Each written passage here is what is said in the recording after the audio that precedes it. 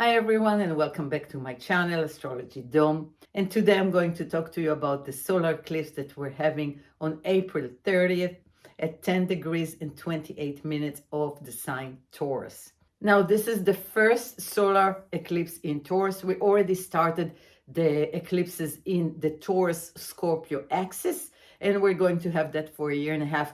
Now, eclipses are following the lunar nodes, and the lunar nodes are currently in Taurus and Scorpio, so all the eclipses will happen in this axis.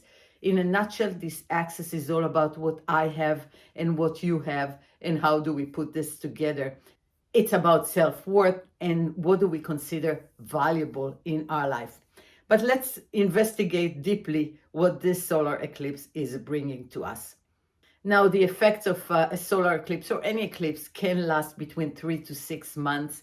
So we already are feeling this eclipse, and we're going to see its effects for the next 3 to 6 months. So wherever you have Taurus in your chart, that house and life department would be highlighted because this is a solar eclipse, so it gives us a boost of energy. Let's investigate deeply what this solar eclipse means to us. So first of all, let's take a look. The sun and the moon are meeting. This is a new moon. So a solar eclipse is a new moon on steroids. They're meeting at 10 degrees, 28 minutes of Taurus, and they start a new cycle. But look at this interesting thing. They're meeting, and Uranus is right there at 14 degrees Taurus. Now, their meeting on a degree, 10 degrees of Taurus, was highly sensitized by Uranus all last year, all the way till February this year. Uranus went back and forth from this degree, squaring Saturn in Aquarius. So this degree in the zodiac is very sensitive. If you guys have any planets around this degree in any fixed signs, especially in Taurus, your life has changed completely. I'm sure of that. Regardless of specific degree, we all have experienced massive amount of change in the past year and a half, isn't it? And now we are getting back to putting our life together. And this is what this eclipse is coming to do, actually. So this eclipse is saying we are ending a cycle. Why am I talking about ending? Because look at that. The new moon, it is a new moon, it's solar eclipse, is just behind Uranus. And whenever planets are behind one planet that is slower than them, it is considered to be a balsamic phase. Balsamic phase is all about ending something. So it's as if the sun and the moon in Taurus are saying, we're ending the chain of changes. It's not that nothing is going to happen. Of course, changes are always coming because change is the only constant thing that we have in our life. But regarding that square that we had between Uranus and Saturn that brought immense change into our life, it's as if the solar eclipse saying, okay, let's start all over again, but you are in a higher level of evolution. All those immense changes were necessary to bring you up in frequency, to bring you up to the next level of your evolutionary cycle. And what kind of evolutionary cycle? Let's investigate. So the ruler of the eclipse is Venus, because Venus is the ruler of Taurus. And look where Venus is. Venus is in Pisces. Now, Venus is exalted in Pisces. She loves being in Pisces. In Pisces, she feels at her highest level. Venus is all about how we relate to others, but first of all, how we relate to ourselves. What are our values? What do we value in life? What is important for us and what is not important for us? Venus in Pisces, she wants to bring unconditional love. She wants to see the beauty in life, but mostly she's very spiritual in Pisces. And we are in the midst of the spiritual revolution or evolution. And Venus is conjunct at the minute of the eclipse with Jupiter and Neptune. She's at the same degree of Neptune. So actually, she just left Neptune at 24 degrees of Pisces, moved towards Jupiter, and Neptune and Jupiter just met in Pisces not long ago, and they actually sparked a whole new cycle of expanding our spiritual connection and actually expanding how we co-create our life, how we get to understand the deeper mechanism of the matrix of vibration that we live on and we live in, and how we can use that matrix of vibration and energies to co-create our life intentionally. Jupiter always brings us knowledge. So it's as if Venus is saying, I'm meeting Neptune to make sure that I'm cleaning out all the old stuff. I'm letting go. I'm bringing to closure every relationship that doesn't work for me anymore. All the old patterns of relationships, the trauma patterns, my old programming, I am letting it go and dissolve. That's what Neptune's part is, dissolving what we don't need anymore. And I'm moving towards knowledge and expansion, Jupiter, of what it is that I would like to see as my new ideals, as my new beliefs, as my new programming in order to be on this elevated stage of existence. I want to be in an elevated stage of existence. I want to choose those choices that are good for me. And Venus, let's not forget, was she met Pluto in January. Actually, since last November, she went into Capricorn, and then through December, January, and February, Venus was meeting with Pluto quite a few times, and she was retrograding in Capricorn. And why is that? Because she made sure that we are reworking our system, our beliefs, our tradition, where we're coming from, what is important for us, what kind of values are we running, what kind of programs do we believe in, and are they working for us or not? So her meeting with Pluto was really, really necessary, although maybe very painful for many of us, because we realized that some of our relationship with others are not working and that we need to end some relationships, which is not an easy thing to do. But it was so necessary because when Pluto is transiting any area of our chart, and especially meeting Venus, which is the way we relate, the way we connect to others and to ourselves, is a major transformation. Anytime Pluto is involved, we are going through an immense transformation. So, how is this related to the eclipse? It's very related because Pluto had transformed Venus.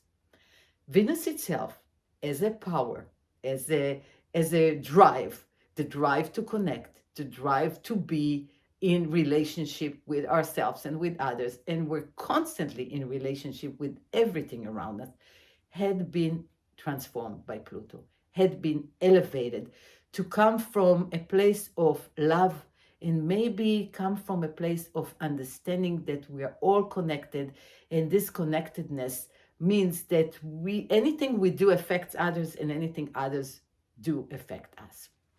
But more than that, whatever we project through Venus, and Venus is that part that says, I want to have beautiful things in my life. I want to have great relationship. I want to have love.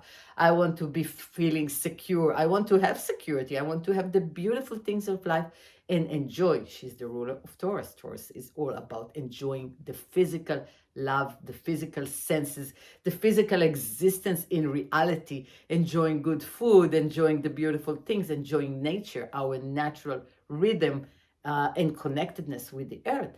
So Venus had been transformed, and she's saying, let's transform something inside. How are we relating to ourselves? How are you relating to yourself?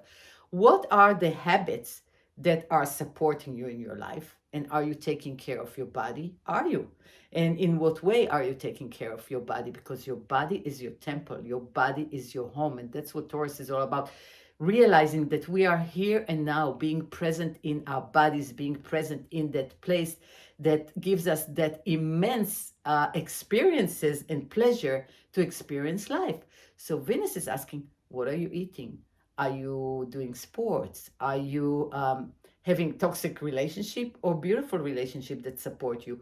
What is your self-talk? Even though Mercury is the part of our communication, but Venus in her self-love component is saying, what are you feeding yourself? So feeding ourselves is also our mental self as much as it is our physical self.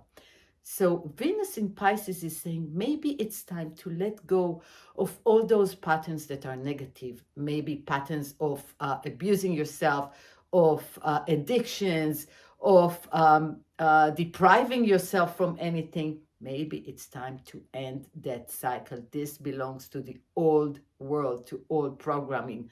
You don't need that anymore. We finally are realizing that if we take care of ourselves, or actually the way we take care of ourselves will reflect in the way people will love us, connect with us, and be with us.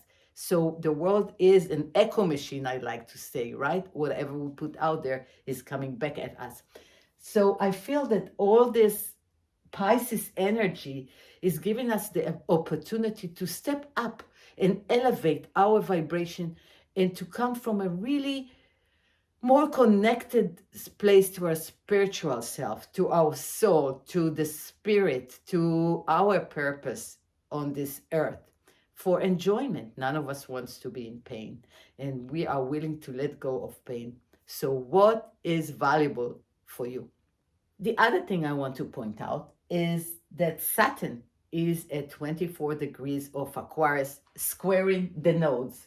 The nodes here are the nodes 22 and 22 degrees of Scorpio and Taurus.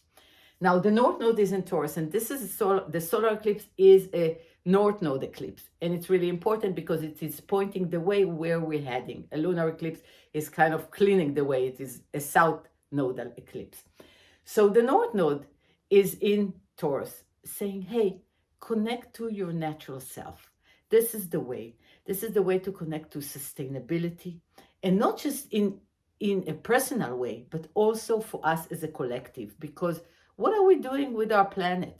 Are we living a sustainable life, or are we abusing the planet? The same themes that are relevant for us as individuals is relevant for us as a collective. If we are not taking care of our planet the right way, the planet is not going to take care of us. You know, we see global warming, we see toxicity, we see we eat all kind of poisons in our food. This is not taking care of ourselves. This is kind of an addiction. This is kind of blindness that we are not paying attention to. Some of us are waking up, but we need critical mass in order to change that. So how are you? How am I taking active action to participate in changing those negative behavior, toxic behavior, into more elevated behavior where we can all collaborate and be together and in a sustainable way? If one suffers, we all suffer. We need to understand that we are all on the same matrix. We're all connected by a spiritual unseen matrix. This is an energy field. And if we don't respect that energy field, we create all kind of deformities in that energy field that will affect us eventually. Back to Saturn that is squaring those nodes. Saturn is that part of us that is making us be responsible, making us make decisions, making us live here and now in physical reality and be in the material world and make appropriate decision, be useful, work hard, but be responsible. So that responsibility in Aquarius is for us to show up as our authentic self, but also for us to show up in our communities and be a part of our communities. So it is asking us a question right now: where do you belong? Where do you see yourself? What is your community? Who is your tribe? Where do you belong, and where are you going with it? How do you contribute, and what kind of value do you contribute to your community? So as we change through our value system, because right now we are being faced with one question: what is valuable for you and what is not? And whatever is not is a distraction, and you need to let it go. Not easy, isn't it? Because we're so used to that old past, but it takes away our energy. All those old patterns are not supporting us. So is Saturn here saying, what is valuable for you? Go for it. Put your energy, move forward with it. And Venus is expanding with Jupiter. We're going to have a growth. It is promising us knowledge and growth. One more thing I want to talk about is Mars. Mars is in Pisces. Now, Mars in Pisces is not the strongest Mars. Is that Mars that is very, very spiritual, very connected to its spiritual roots. So any action we're going to take right now is action from the right spiritual place. However, don't confuse that with taking action from delusion, because Pisces can be delusional as well. So be discerning how you take action. One more thing that is happening during this eclipse is Mercury is at 0 degrees Gemini. Now, Mercury just moved into Gemini and it's in its shadow, because Mercury is going to go all the way to 4 degrees Gemini and then go retrograde all the way till 26 degrees of Taurus and then come back. So Mercury is going into Gemini and saying, I'm going to bring you some information that you need. And there's going to be a lot of talk and movement and maybe short day trips and understanding and the need for communication.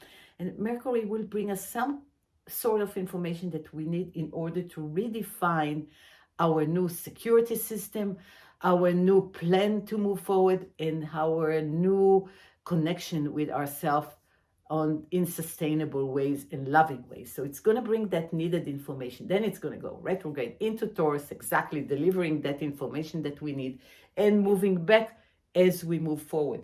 Now, let's not forget that in May, Mars and Venus and Jupiter are going to enter Aries. Now, this is a big one, because as long as all those planets are in Pisces, we are still preparing. We are still letting go and dissolving the old and moving towards the new. But once all those planets are moving into Aries, it's like we're going to have a new Aries season coming, a real Aries season, because it's going to push us to action. Right now, all the energies, as you can see, are feminine, right? We have Pisces and Taurus energies. So Taurus is earth and Pisces is water. Those are feminine energies, as if this eclipse is saying, yes, I'm a new energy, a new moon, a new beginning, but it's a new feminine beginning, and the feminine is about receptivity.